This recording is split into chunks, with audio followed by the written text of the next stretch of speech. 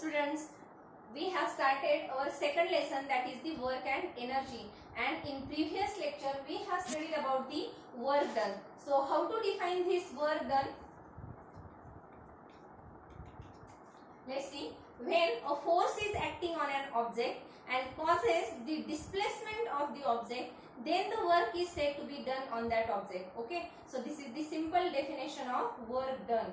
And also in previous lecture we have studied what is the formula for that work done, how to derive that formula. So the work done is equal to the product of force and displacement, force into displacement, that is called as the work done. And remember always, if there is no displacement of the object due to that applied force, then the work done is said to be 0. So the displacement is necessary in this case.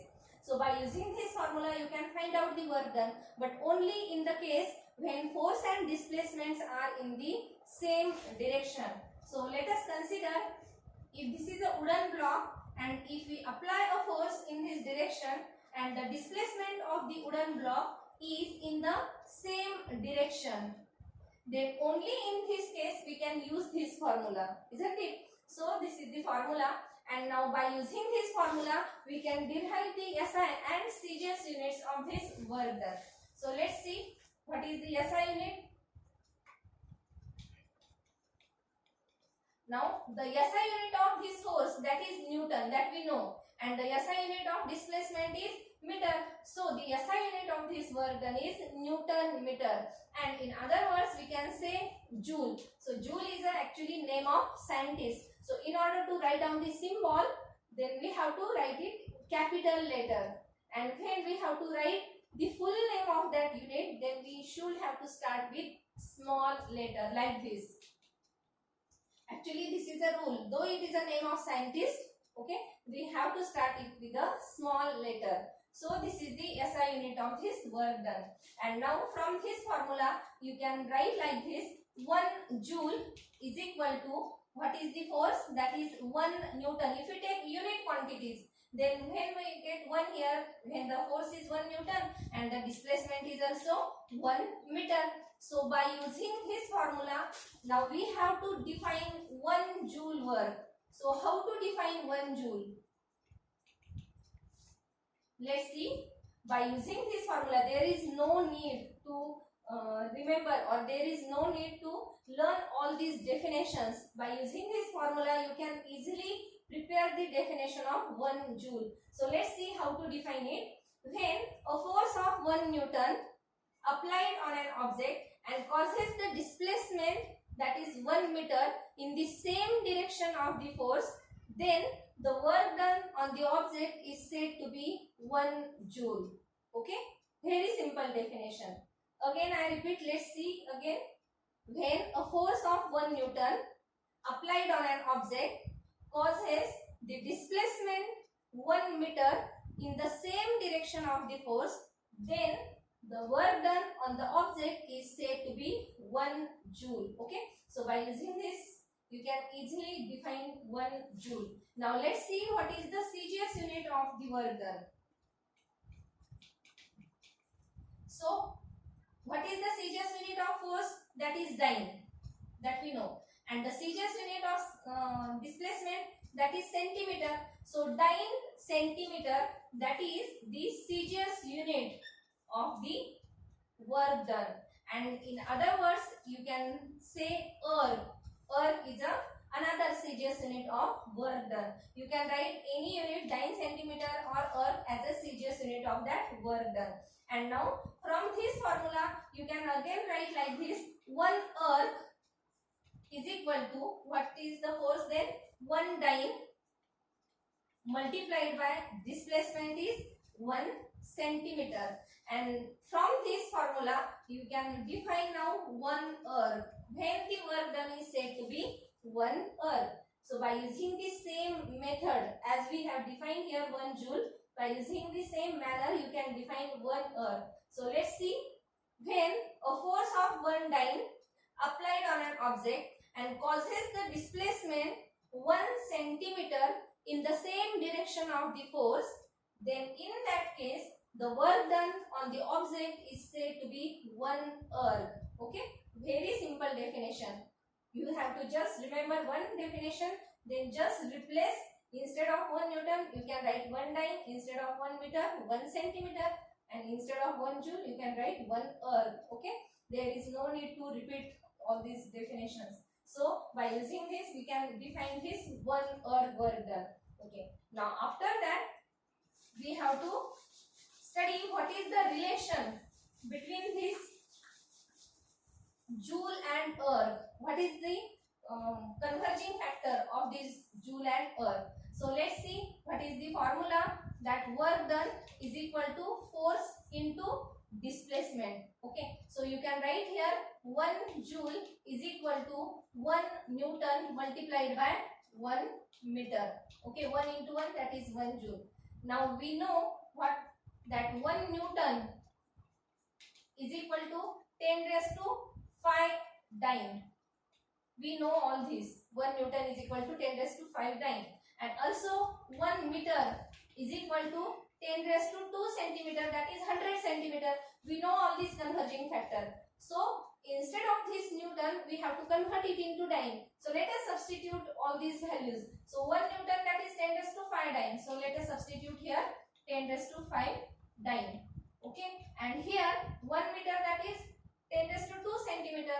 Let us substitute here 10 raised to 2 centimeter. So 10 raised to 5 and this 10 raised to 2. The power should be added. So it becomes 10 raised to 7 dyne into centimeter. Okay, and now what is dyne centimeter? That is erg. So you can write here 10 raised to 7 erg.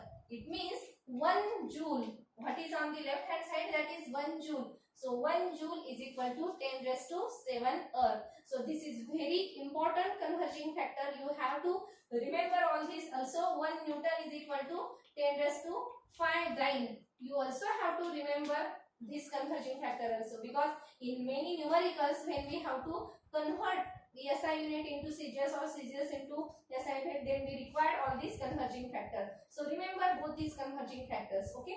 Now after that, the next topic that we have to study, that is positive, negative and zero work done.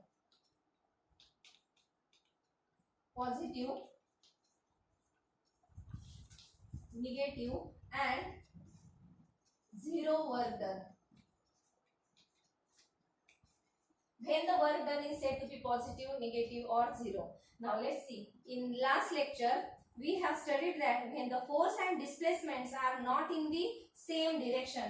Consider if we apply the force in this direction and the displacement of the object is in this direction, and suppose theta is the angle between these two vectors, then in that case there is another formula for the work done that we have already derived in previous lecture. So what is that formula? Work done is equal to Fs cos theta.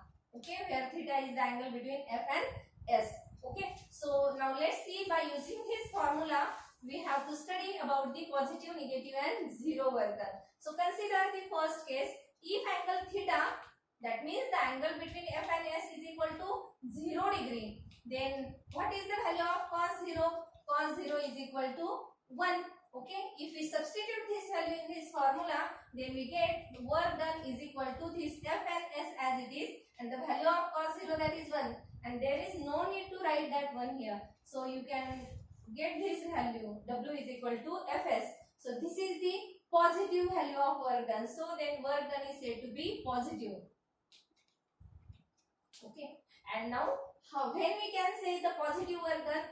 When the angle is 0 degree. And when the angle will be 0?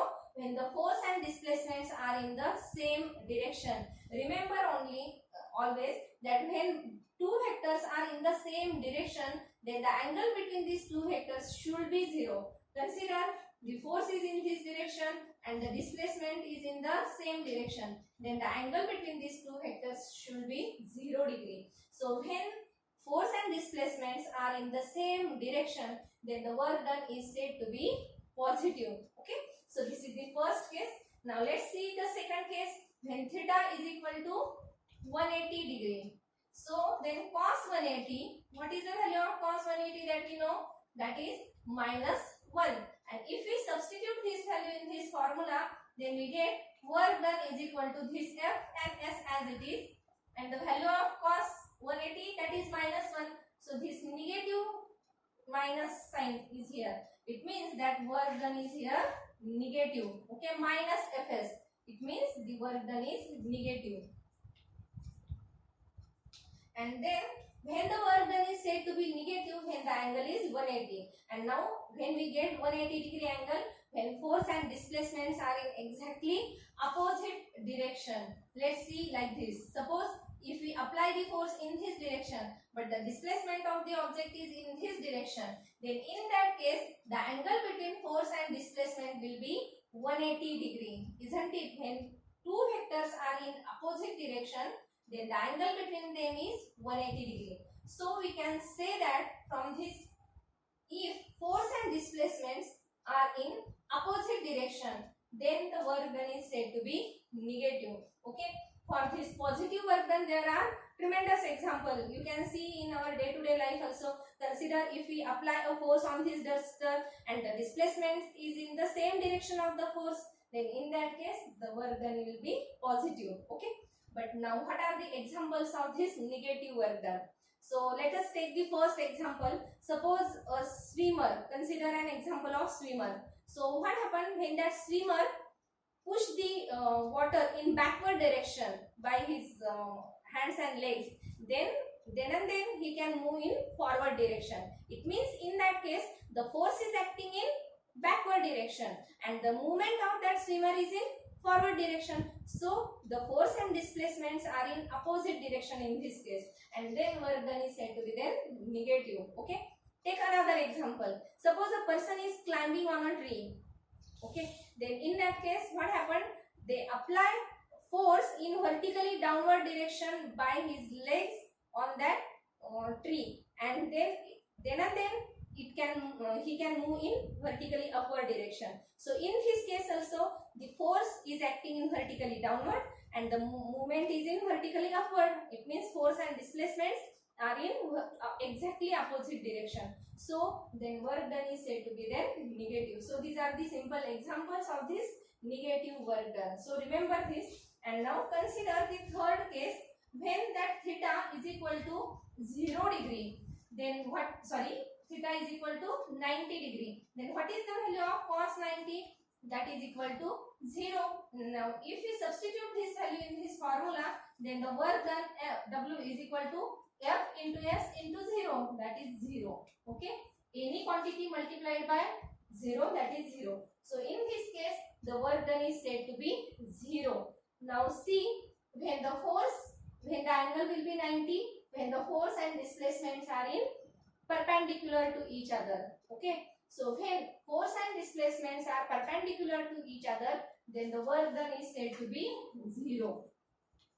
Also, when there is no displacement of an object, consider if this displacement is 0, there is no displacement. Suppose if we apply a tangential force, consider this duster is placed on a table, and if we apply a force like this in vertically downward, then there is no displacement of the duster. It means that value of S is 0. So in that case also the work done is said to be 0. Okay, so these are the three cases in which we have studied about the positive, negative and 0 work done. So let's stop here. Thank you and have a good day.